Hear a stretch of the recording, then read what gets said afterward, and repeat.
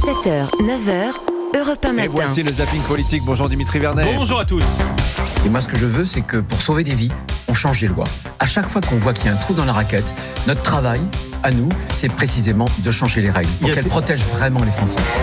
Bruno Retailleau est partout sur France 2 le matin, à l'Assemblée nationale l'après-midi. Je pense que le combat que nous avons mené pendant 10 ans contre le terrorisme, il va falloir maintenant le mener contre le narco-terrorisme. Puis, sur CNews, le nouveau ministre de l'Intérieur occupe le terrain.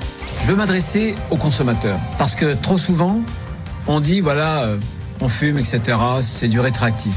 Moi, ce que je veux dire, c'est que un joint, il a le goût du sang. Il a le goût des larmes. Beaucoup de formes, mais attendons le fond cependant, car j'ai comme une impression de déjà-vu sur le sujet avec un certain EDM. Séché sur le trottoir. Éric Delon-Moretti. Le shit d'aujourd'hui, c'est pas le shit de 68.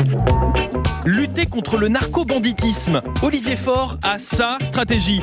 Le patron du PS était au micro de BFM TV. La position du Parti socialiste, c'est qu'on doit expérimenter la question de la légalisation du cannabis pour pouvoir soulager les services de police sur cette question-là. Soulager les forces de l'ordre et soulager Olivier aussi, j'ai l'impression.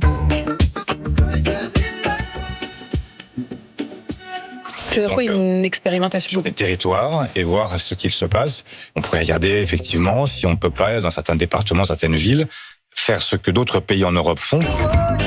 Oui, il n'est pas un peu fort le pétard, Olivier ? C'est compliqué et je ne suis pas expert en la matière. Expérimentation dans certaines villes. Je pensais pourtant que c'était déjà le cas à Paris, surtout en écoutant Anne Hidalgo. Notre-Dame nous offre cette possibilité de revenir dire notre amour de Paris. L'édile de Paris présentait hier le projet de réaménagement des abords de Notre-Dame, la cathédrale qui semble inspirer la pensée complexe d'Anne Hidalgo.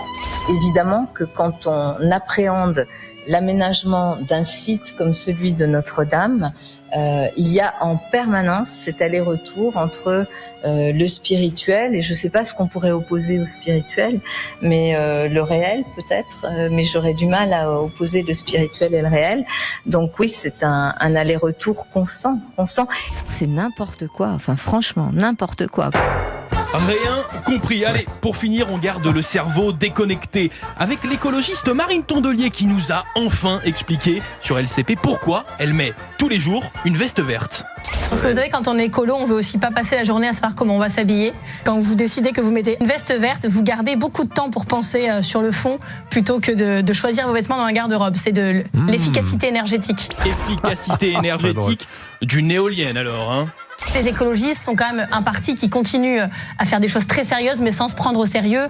Je pense que ce point de vue-là, on est quand même très différent des autres partis. Moi, je le vois ce week-end, je suis encore allée avec ma voiture jusqu'à la manif anti-nucléaire. Ouais. Le seul parti à être sérieux sans se prendre au sérieux, c'est bien le problème. Et le militant écolo Brice Lalonde lui a bien fait comprendre. Ce que je reproche au Vert, c'est qu'ils sont restés coincés à la doctrine écologiste des années 70. Ils sont anti-nucléaires, c'est pas le moment d'être anti-nucléaire. C'est une erreur. Le changement climatique a tout changé. Rien à rajouter. À demain. Merci beaucoup Dimitri Vernet, votre zapping politique tous les matins sur Europe 1.